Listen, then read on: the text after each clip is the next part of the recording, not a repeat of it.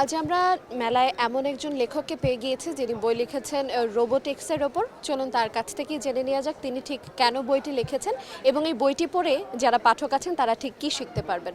চলুন তার সঙ্গে কথা বলা যাক। আপনাকে আমন্ত্রণ আমাদের আজকের আয়োজনে। প্রথমত আমি একটু আপনার নামটা জানতে চাইবো, আপনি কিসে পড়ছেন আমাকে একটু যদি বলতেন। আমার নাম হচ্ছে গোপাল বিশ্বাস। আমি পড়াশোনা করছি ঢাকা পলিটেকনিক ইনস্টিটিউটের পঞ্চম পর্বে ইলেকট্রিক্যাল ডিপার্টমেন্টে। মেনলি মেলায় যে বইটি আমি লিখেছি এবার সেটি হচ্ছে রোবোটিক্স টু পানি। বইটি হচ্ছে মেনলি রোবোটিক্স বিষয়ে লেখা।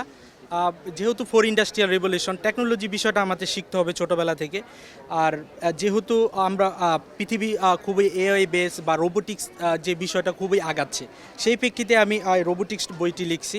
অলরেডি আপনারা স্টোরে দেখতে পাচ্ছেন আমি একটি রোবটও নিয়ে আসছি, যাতে পাঠক সরাসরি রোবট দেখে রোবটের সাথে কথা বলে তারা এই বইটি সম্পর্কে জানতে পারে।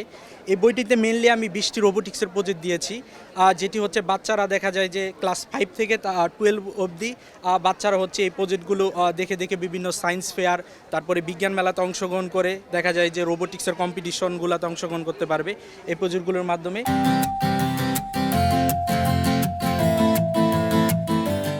যেহেতু এই রোবোটিক্স বিষয়টা খুবই আগাচ্ছে, পৃথিবীর অন্য অন্য ওয়ার্ল্ডগুলো দেখা যায় যে বাংলাদেশের তুলনায় অনেক এগিয়ে গিয়েছে। আর সেই সুবাদেই আমি এই রোবোটিক্স বিষয়টি বাংলাদেশের যাতে তরুণ প্রজন্ম জানতে পারে যে রোবোটিক্স বিষয়টা এইভাবে হচ্ছে, প্রোগ্রামিং বিষয়টা এইভাবে হচ্ছে, সেই আমার 5 বছরের অভিজ্ঞতা থেকে আমি এই বইটি লিখেছি রোবোটিক্স টু পানি।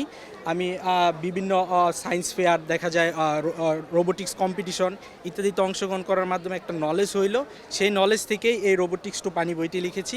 এই অনুপ্রেরণাটা ঠিক কোত্থেকে পেয়েছেন বই লেখার? অনুপ্রেরণার যে বিষয়টি হচ্ছে সেটি হচ্ছে 2016 সালে আমি এক ভাইয়ের থেকে রোবোটিক্স বিষয়ে জানতে পারি। সে মেবি হচ্ছে ঢাকা পলিটেকনিকের এক বড় ভাই বাংলাদেশের যে সর্বপ্রথম রোবট তৈরি করছিল, তার থেকে আমি এই বিষয়টি জানতে পারি। তারপর হচ্ছে রোবোটিক্স বিষয়টা আরও আগ্রহ জন্মায়। তারপরে আস্তে আস্তে এই প্রজেক্টগুলো তৈরি করলাম, বিভিন্ন সায়েন্স ফেয়ার রোবোটিক্স কম্পিটিশনে অংশগ্রহণ করলাম, তারপর একটা নলেজ হইল, দেখা যায় ওই নলেজ থেকে এই বইটি লিখলাম আর কি। আপনার এই বইটির নাম দিয়েছেন রোবোটিক্স টু পানি। আপনি বলতে চাইছেন এই বইটি পড়লে কি একটা সহজ পদ্ধতিতে মানে সহজভাবে রোবট বানানো যাবে?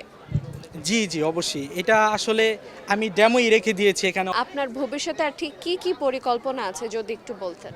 ভবিষ্যৎ পরিকল্পনা বলতে গেলে হচ্ছে এই বিষয়টি রোবোটিক্সের বিষয়ের উপর আমার পিএইচডি করার ইচ্ছা আর কি।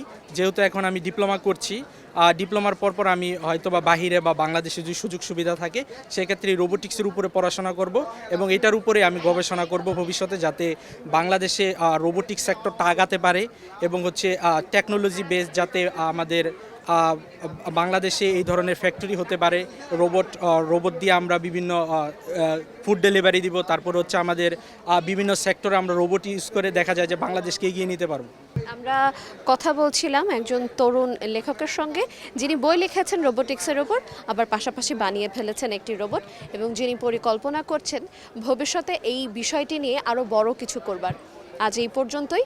ভালো থাকুন, সুস্থ থাকুন, সঙ্গে থাকুন সময়ের।